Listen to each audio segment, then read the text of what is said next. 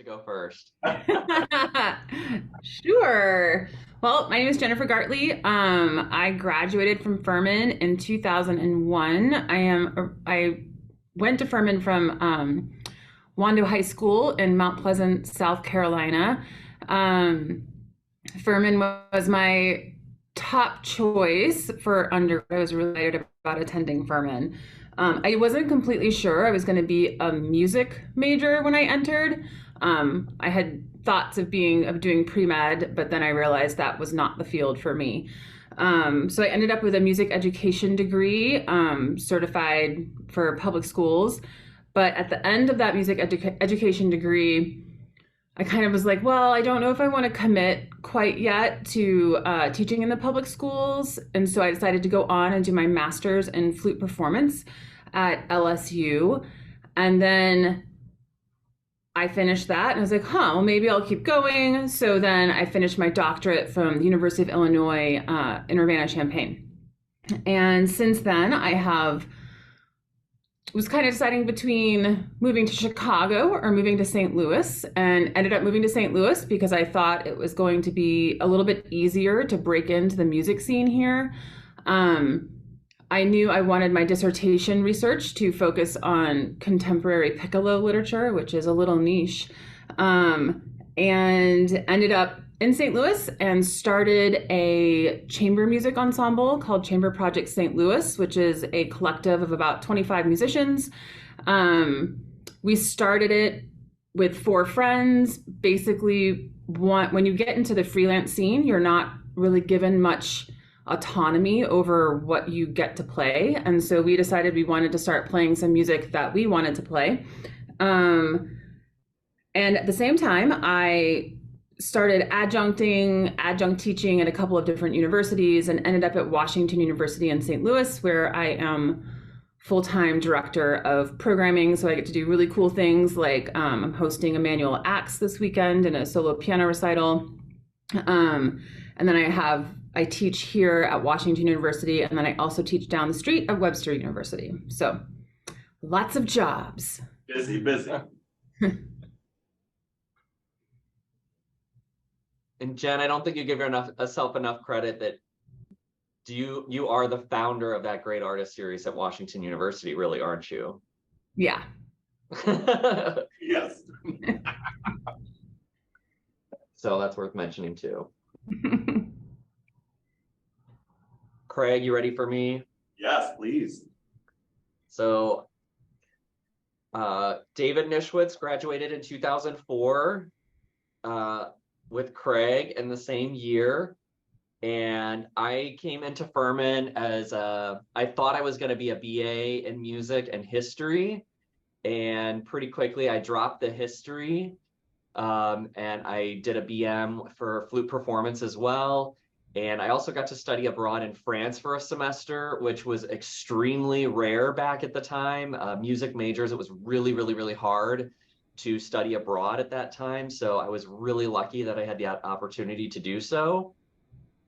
I graduated school and actually moved back to St. Louis for a year, and I worked for the St. Louis Symphony Orchestra in the box office. And I mention this because the orchestra went on strike or had a work stoppage while I was there. So it was a very, very interesting time, and kind of piqued my interest, like what's going on? Like, why did this happen? And I was headed off to grad school. I did my performance degree at Arizona State University. And I immediately got an internship with the Phoenix Symphony, working in marketing and communications. And on and off, I worked with the Phoenix Symphony, both as an intern. And then when I graduated, there was an opening and I was really lucky to get it. So I could stay in Arizona for a little additional amount of time. Have had a variety of different positions with other orchestras, but my longest tenure was with the St. Louis Symphony Orchestra, which is where I'm from. For 10 years in a variety of positions, but I was the vice president of marketing and audience experience. So responsible for all the marketing activities, but also all the front of house activities. So ushers, bartenders, a lot of different things where customers are engaging with the organization. And so a lot of what I would call hospitality experience. We did a lot of actually overhaul of that experience to improve it on safety procedures, increasing revenues, and better offerings. And during that time, I also completed an MBA at St. Louis University. So just racking up the degrees, I wanted to get a little bit kind of what I call my street cred and the business side. So I was able to do that while working at the symphony.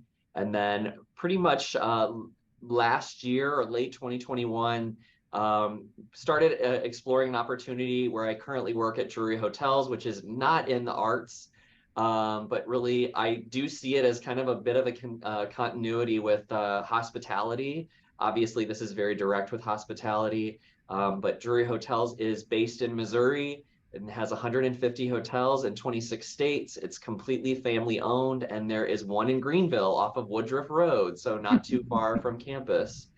Still continue to play flute, nowhere near as much as Jen does, but mostly play at a very great Catholic church here, do a lot of weddings and things like that. So kind of keep my toe in the water there. I Did you think mention your fellowship? Sure. So after Phoenix, I was really lucky to be part of a fellowship with the League of American Orchestras. Unfortunately, this program no longer exists, and it's the form that I did, but there were 5 of us fellows selected. We went and interviewed in New York, and you're selected, and then about 2 months later, you left your job altogether, and you worked with the Aspen Music Festival for a summer. And then all 5 of us went to different orchestras, and I was with the Pittsburgh Symphony, the Fort Wayne Philharmonic, and the Cleveland Orchestra. And just really, really briefly, it was an amazing opportunity as a fellow to do projects at all those orchestras, but you could understand how organizations work from top to bottom. You got access to the chief executive officer all the way down to, what's going on at the box office. So it was a really enlightening experience to see how all those organizations work from top to bottom, but also how they very uniquely related to their own individual community. Do you have any questions? Go ahead. For your internship, was that something that someone recommended you for, or did you go out and apply for it?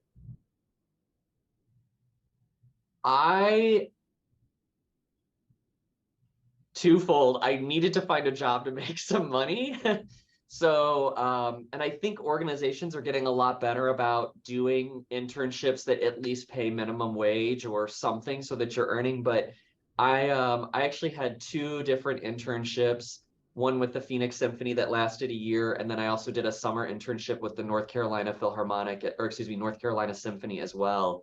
I went out and got both of those myself, and I applied for a variety of others. Something you can look into as well there's a lot of summer festivals that offer opportunities for people to go in and be interns and work and learn, so you can do it while you're still an undergrad. I will say though, those are even very competitive to get, so you want to try to start reaching out and kind of making connections to get those internships, because they do make a big difference. I remember when I applied for Phoenix, there were 2 candidates for the internship, and they ultimately hired me because I had experience working with another orchestra already. So I was really, really lucky and kind of had a leg up with that, but not really recommended. They just sort of got in front of me, and I went out and tried to find them.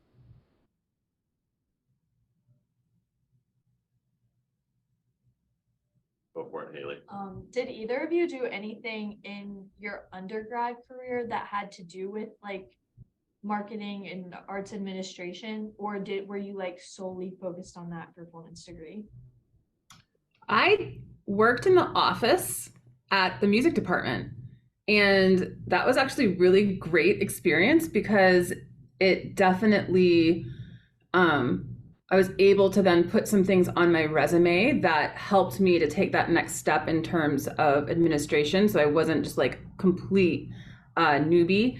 The other thing that I did is more of in my master's degree, is that my assistantship in my master's degree was structured around being the manager for the orchestra. And I don't know if those kinds of things exist at Furman at this point. They didn't when I was there, but you could create that. And that really gave me a lot of inroads in a lot of the jobs I was looking at.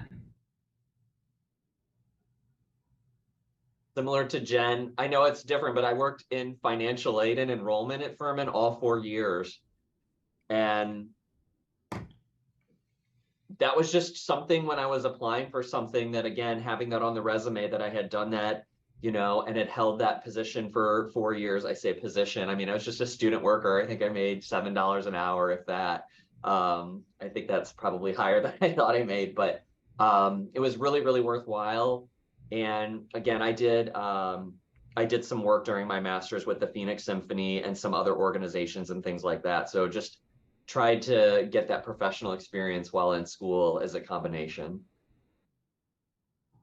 What office did you say you worked at while you were at Furman? Financial aid and enrollment. So enrollment, I don't know if it's the same structure, and maybe Craig can answer this if it's really important, but there was a vice president of enrollment that was over financial aid and admissions.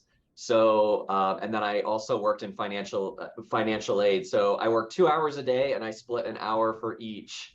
And so it was really nice because I got this glimpse into what was going on with the admissions cycle at Furman, but also probably saw a lot more with financial aid and the process of how annual, review of financial files for students, but then also the application process for all the new students that were accepted every year. And how would you say the skills from working how would you say your experience in both like undergrad and graduate, how would you say those experiences help prepare you for like the professional world and arts administration? I think they teach you a lot of things that you probably don't see on a resume, but that people are very much looking for. And I think are sometimes underrated when you start, but you have this experience that you're showing up every day, you have responsibilities. Yes, I was only working 2 hours a day, but there were things that they depended on me to do. You learned how to write, communicate with other people. So I know these sound really basic, but these are things that employers are really looking for, especially for new hires, that you've got that demonstrated ability. And also that someone will vouch for you, that you did a good job, that you have that experience, that you can get that reference, I think is really important. Jen, how would you look at that? Yeah, I think some of the things that were valuable for me on the music education side is that when I would work at marching band camps or any of, the summer activities, is that I would take on administrative projects for the teachers, and being able to capture like that idea of project management over the course of, several months. That's really important to a lot of the work that I do now. Becoming extremely familiar with numbers and spreadsheets, the things that you don't really get in your regular classes. And then for me, practicing the ability to write for an audience. That one of the things that I value most about my education at Furman was the academic rigor of both the music classes and the general education classes, which I hated at the time. But for example, my earth and environmental sciences course has directly impacted the way I view data science in my everyday, processing of, how many tickets we've sold for a manual acts this weekend. It correlates so closely. And I think that comes across when you're interviewing and when you're given situational questions, you're able to kind of pivot more quickly because you've had such a depth and breadth of knowledge and training. So can't emphasize enough, and completely agree with Jen about the writing. When I was an intern at the Phoenix Symphony, I was writing press releases nonstop, and the person that was supervising me just bled all over them. And it was this great opportunity for me to learn exactly just what Jen said. How do you write for this audience? And not to be crass, but just to say, why should they care about this? What are you saying that your audience is going to care about? Something that was also learned, and had many experiences like that at Furman as well, to like hone that skill in the many classes that you took where you had to write a lot and had a more rigorous curriculum in that manner. And I know you talked about like sort of like the academic rigor of Furman, like helping with your professional careers. Like could you speak more on like how like your training as like maybe like more so like could you talk about how like your training as like a musician, and like sort of like how like the music side of things, how that sort of impacted your professional careers, like maybe some of that side of things? Yeah, I think that for me, I probably did not practice as much as I should have in my undergraduate degree. But because of my academic training, especially on the music side and music theory and music history, when I went to do my master's degree, when you go to graduate school, you have to take entrance exams.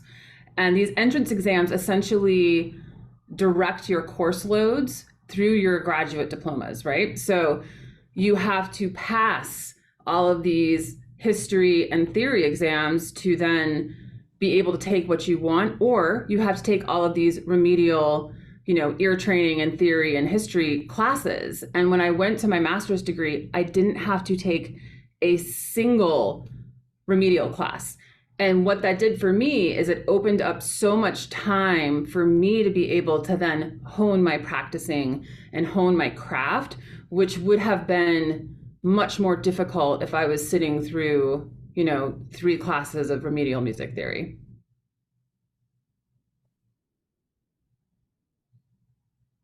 I think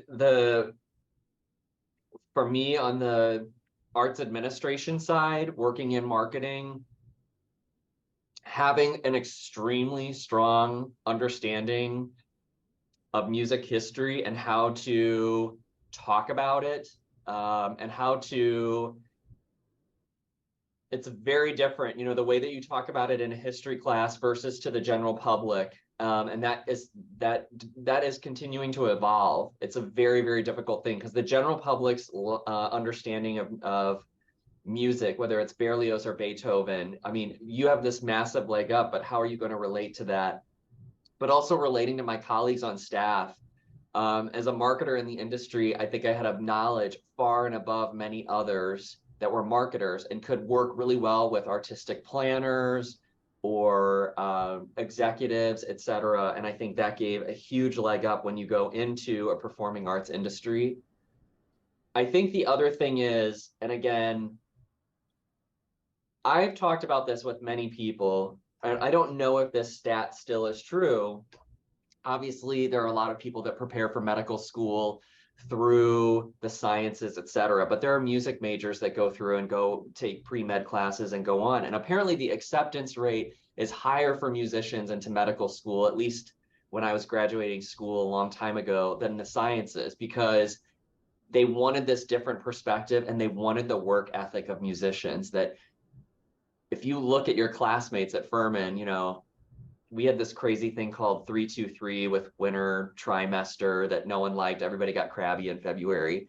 But you were as a music major, you took all these extra courses and you had to be so organized and you had to be very diligent about practicing and all your ensembles and going to Tuesday recital and all these different things.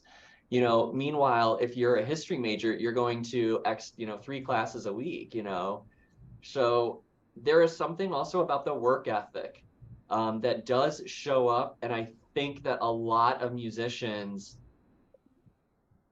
understate how important that work ethic is. And a lot of, whether it's employers or people in the future, really can find a lot of value in that, even if you do not work in the music field, that you've learned this skill of how to do so much and be very task oriented. I think that's important to what David just said, because the research shows that like especially our music students get a lot of these like important skills through music, but it's just so intrinsic in what we do that we don't kind of give ourselves credit for that, and we don't kind of think of that as being like a marketable skill. And so we're not always able to speak to that clearly to employers, because it's so intrinsic in what we do that we don't think of it as being anything special. But it may be compared to, like you said, a history major that has less to manage because they're going to a couple classes a week and that's it.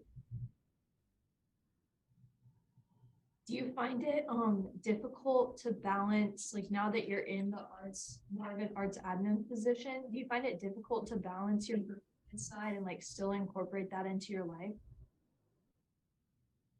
Say that one more time. I lost you about halfway through.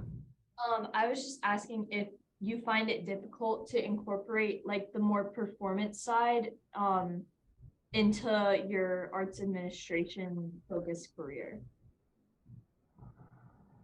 So I feel like my career is kind of 50-50. I'm really lucky. I will say that first. I have, I work full time at Washington University. I'm teaching 17 collegiate flute players every week. I'm playing 8 chamber music concerts during the season. I'm playing with the St. Louis Symphony when they need me. I'm playing all over the place. I was principal flutist for an opera company for 10 years. I recently quit that because I was tired. But I think it's, I definitely don't have a lot of downtime, but I certainly, when I do have downtime, I'm not really great at downtime. So it just doesn't fit my personality. I like to play the flute. I like to rehearse. I love to practice now. So for me, it's about routine. It's about, finding an hour in the morning, being incredibly efficient. Like that's the thing I feel like I've learned the most in terms of the performance side, is like how to be efficient and learn music quickly and prepare music in a way where you're just not wasting any time. But I think for me, it's pretty balanced. I mean, there are times when I walk into a gig and I'm like, okay, let's play the flute. And I haven't had enough time to really dig into the rep. But for the most part, like I'm walking in and like I've practiced and I know what I'm doing, and I'm getting to play the music I want and I'm getting paid for it. And that's great.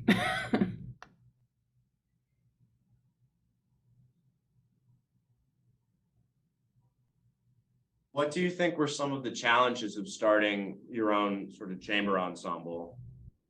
Were there bits of that were overwhelming or challenging? Yeah, I mean, monetizing it was hard. It's one thing to kind of start a chamber ensemble. It's another thing to make people want to go to chamber music concerts. So when we started, it was more about thinking through, and we've been around for 15 years, so this was all new and exciting back then, but kind of thinking about how can you change the concert experience so that it's more of a social experience. Like we're playing in breweries, we're playing in museums, we're not playing as much in concert halls. So making it more of a community-based endeavor. But then on the business side of it, figuring out how to write grants, how to fundraise, how to create a board, how to make it into, a way for us to be compensated for our expertise, but also into this idea of an institution, right? Where it has a future beyond, the founders of the organization. And for me, that was really important because, it's a lot of work to get something like this off the ground, and it's a lot of hands-on learning, and there's a lot of failure that happens. I've learned a lot of lessons. Like, for example, I will never do a concert that includes a dinner. It's horrible because then not only are you managing the concert, you're also managing a dinner, and the the margins on any kind of food are so low. So there's lessons that you learn kind of along the way about what works and what doesn't. I went to that concert though, and it was really good though from an audience perspective. So. It was a nightmare from a management perspective. Never again.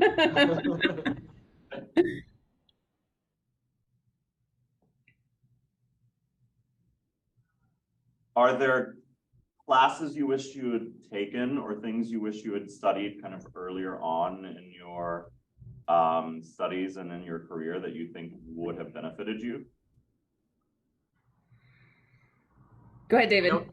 I don't know that Furman has this. I know there are other schools that have this, but the idea of a little bit of an entrepreneurship class that teaches you how to sell yourself, how to start putting things out there. What do you do to write your resume? What opportunities might be out there, or how do I start networking? Again, I think there's a lot of things through music that there's, what is the right word? There's a lot of really great skill building that is made, and it translates so well into the professional world, but it's not really that transition or transfer is not really done well. And I think it's great for you to learn that. So that's one thing that I think almost every music program I wish really did have, and give students that opportunity to kind of learn and think about that, because regardless, and Jen is a really fantastic example of this, regardless of what career you're going on, you're going to have some of that, you know, as part of it, whether you're in music or anything else, and to translate that. So that's one, I think.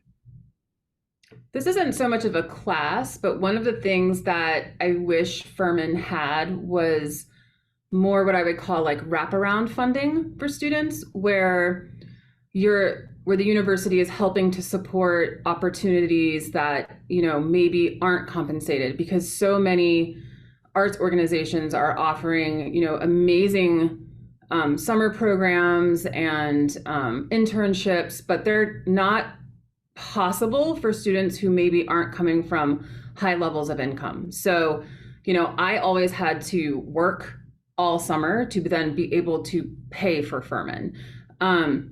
So I just wish there had been more support for students like me that couldn't just take 6 weeks off during the summer to go to a summer festival and pay for it out of pocket. And then, you know, that was hard. It felt like sometimes there wasn't an equal, like a level playing field. That is something that has changed. Furman does have quite a substantial opportunity to get funding for summer performance programs, or to help fund like a summer internship or internships during the school year as well. So that's really exciting, because it really does, like, if you can take advantage of those things, that's huge. It's really huge. I remember when I was at Arizona State, I got accepted to this 2-week program, like Essentials of Orchestra Management in New York. So you could go and get this crash course and what it was like. So Craig let me sleep on his couch for like a week or something like that. And Arizona State paid for all of my flights and all my food. So like I was able to cobble that together. I mean, because I had no money, but that was really nice at the time. I mean, this is 15 years ago that they were able to help provide that. It makes a huge difference. Jen, you mentioned like other summer jobs. Are there other jobs that you had like outside of music, the arts, education, that maybe you learned something from that has informed what you do now?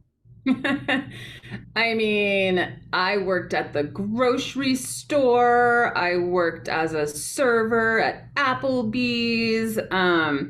I think all of those things make it, you're forced to have general interactions with like the people of the world, right? And in Applebee's, it directly translated into, you know, your end of the night compensation, which was not amazing.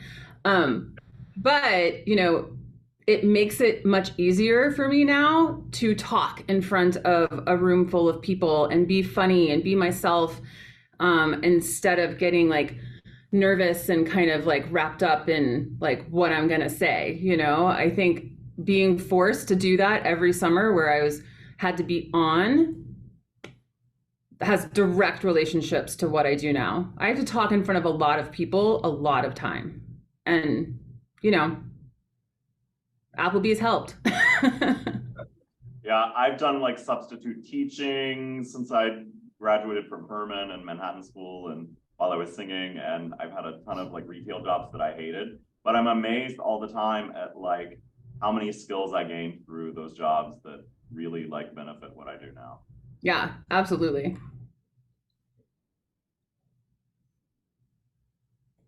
How does what you do now differ from like what you thought your career would look like when you were a student at Furman?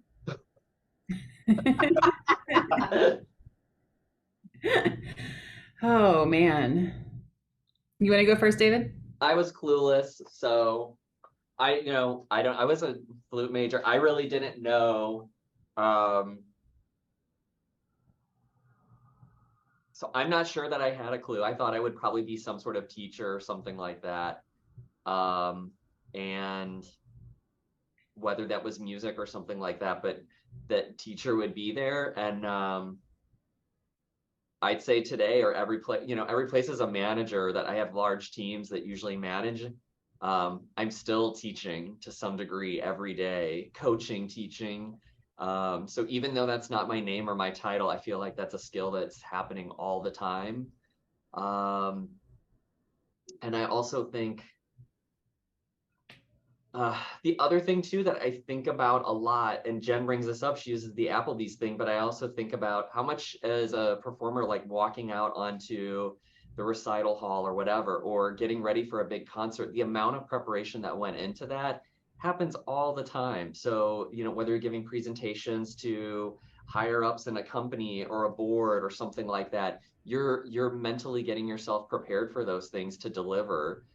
And again, cannot emphasize how important what Jen said, like to the audience that you're talking about, because you can just talk and talk and talk, but if you're not connecting with your audience, it's falling on deaf ears. So I know that sort of does and doesn't answer that question, but I really had no idea. But there were so many things that I look back on that I took from that experience that still stick with me every single day, whether consciously or subconsciously. When I was an undergrad, I was music ed. So I thought I was going to teach middle school or high school. And then I did my student teaching, and it was great. Like, I loved my student teaching. I was at Easley High School. And I will be perfectly blunt. I had a conversation with the middle school teacher that I was working with, because I split time between the middle school and the high school. And she told me how much money she made after working there for 35 years. And I had this crisis where, and it's not that I didn't know how much money she made, but then like connecting how much money she made with how hard she was working every single day, I just had a crisis. And so it's like, I didn't know at that point if that's what I wanted to do. And I don't think I necessarily thought by going to get a master's degree, I was going to like make more money playing the flute, but I couldn't commit at that point. I just needed more information about like what was out there in terms of what options existed for me. And that's really informed kind of every decision I've made since then. When I got my doctorate at Illinois, the reality of getting a doctorate in music performance, it's, the tenure track jobs that are out there are few and far between. I had a couple of offers, but they were in places that I didn't want to live. I know that, Southwestern Oklahoma might be for some people. I wanted to live in a bigger city. So, I just didn't want to take that track. So it's interesting how following like what I wanted my life to look like has really informed the career decisions I've made.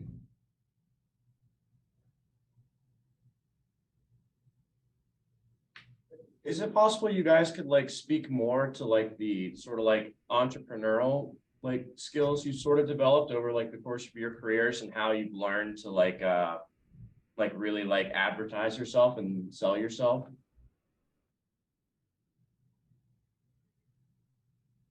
I'll go. I think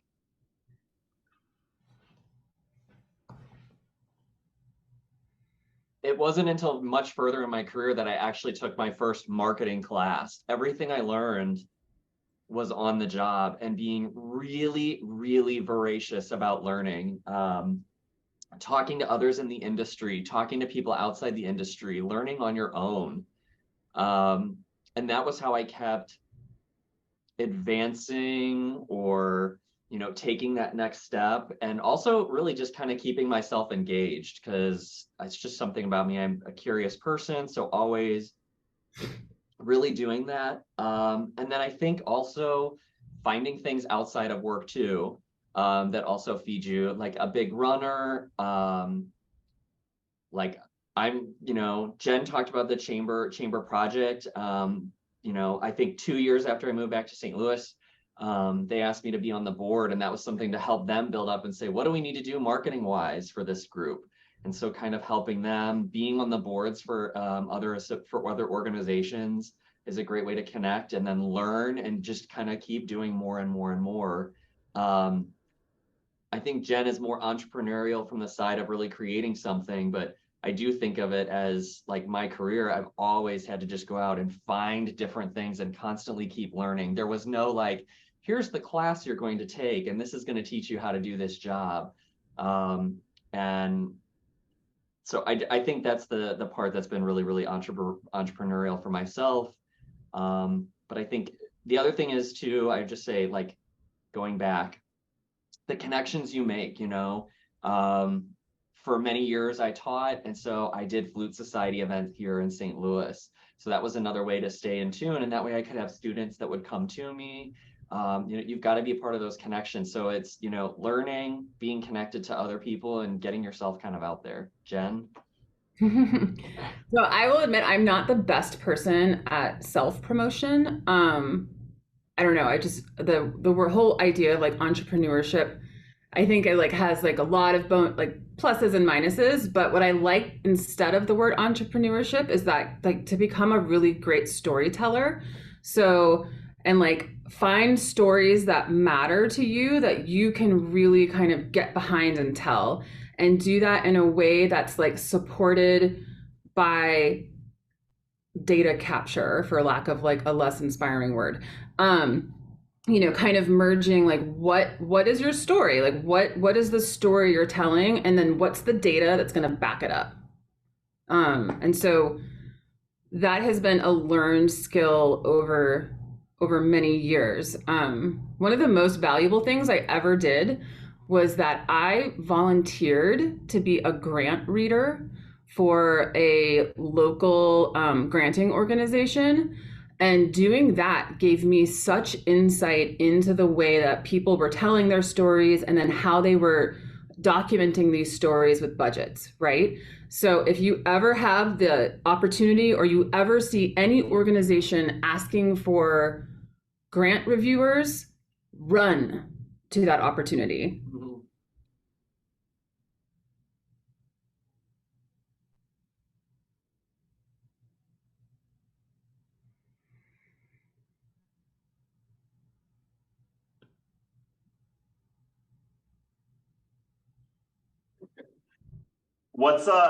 What's one piece of advice that if you could, that you would go back to like tell your Furman self now?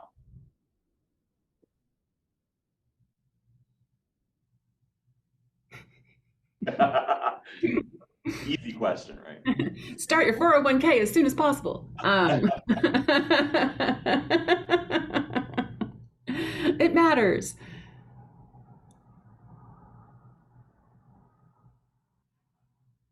I don't know. I mean, I think the thing for me is that I probably would have, if I was thinking back to my time at Furman, I would have tried to make more performance opportunities for myself instead of always depending on the university to make those for me. But to take that moment in terms of entrepreneurship, right? And create more performance opportunities for myself, whatever that looks like, whether it's, playing down the street in the hospital or, just finding more performance opportunities would have been really good for me. And it's really great when you're a student here and you have free place to perform or free place to rehearse or fellow musicians around that are easy to recruit to do something like that. This is a hard one.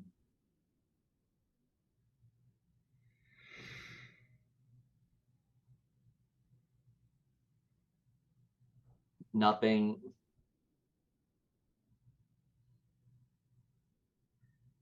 coming to mind. The only thing I'd say is I wish I had taken a few like business classes or something like that during the time. But I really, really, really do appreciate how well-rounded the curriculum was. And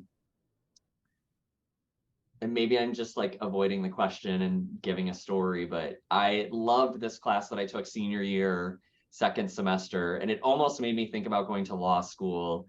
But it was in the politics area, and it was politics of the Mideast, with this fantastic professor, and we had to have an Arab summit, and you were very much asked to be, a representative of that country and make sure that you didn't lose kind of character. And I will never forget, I was Saudi Arabia and this other woman, and something controversial came up and she was not very excited about this, but I was like, you have to be very conservative. We're from Saudi Arabia. Like, you've got to get impassioned and get out there. And like, she really delivered, and our professor was like thrilled about this because we really played the part. So it was kind of a little bit of acting. But it's just this other thing of the other interests, the other things that are around you at Furman. So any experience, I think you can just try to soak up. And I was also I was super, super big nerd, and I actually just texted this to Craig too, but I loved CLPs and went to way more than 40. I don't know how many you're required, but I'd really encourage you to avoid that, just getting that 40. Like, I would go to as many as I possibly could because I absolutely loved going to them. They were so nerdily fun for me anyway. So maybe that's the advice I'd say, go to more CLPs. The other thing I'll mention is that the bond of going to Furman is really special. Like when I was a part of creating this group here in St. Louis, and this is not close to Greenville, right? This is not close to Greenville, South Carolina. Two of the first people I reached out to in terms of creating a board were David, because he's brilliant, and my friend Kristen Williams, who is a brilliant critical care pediatric neurologist at the Children's Hospital here. Way more brilliant. She's Really, like really the most smart. brilliant person we've ever met. But she,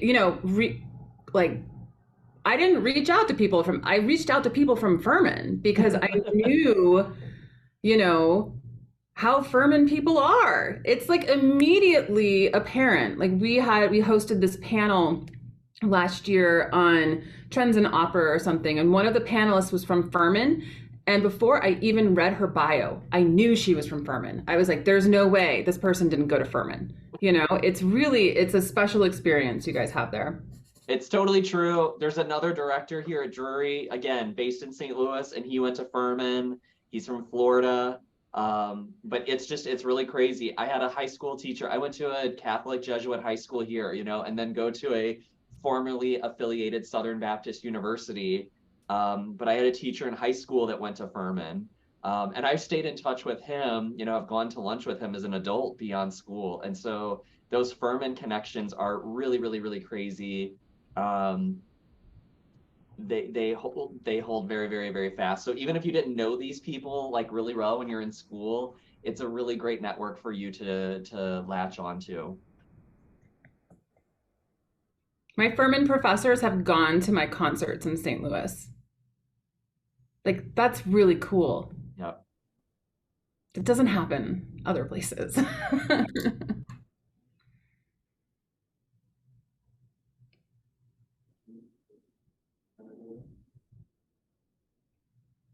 Have any of you ever done internships at all, or are interested in kind of arts management?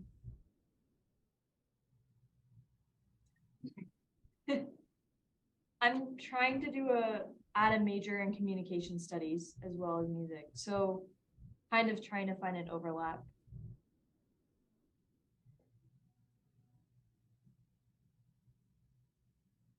I'm trying to explore.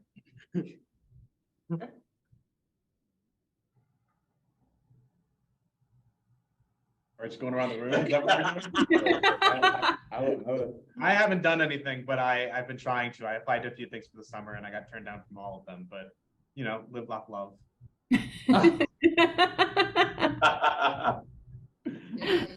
Please don't put that on your application. Anyway.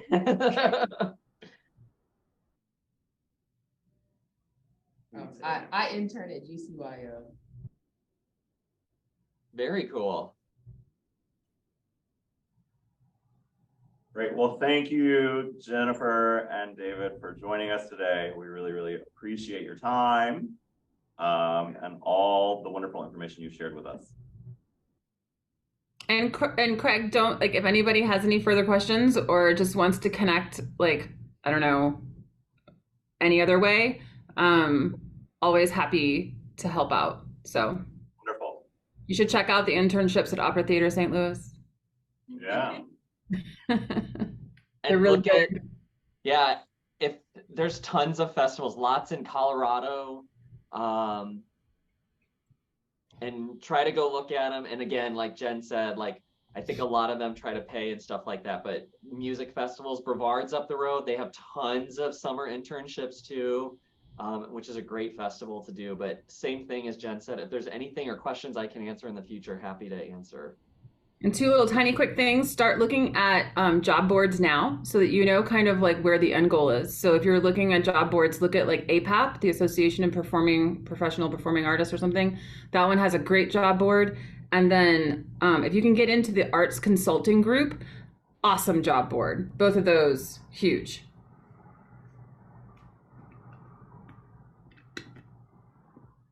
They'll give you hope. They'll give you hope. Thank you guys so much. You're welcome. Thank Have a you. good weekend. You too. Bye.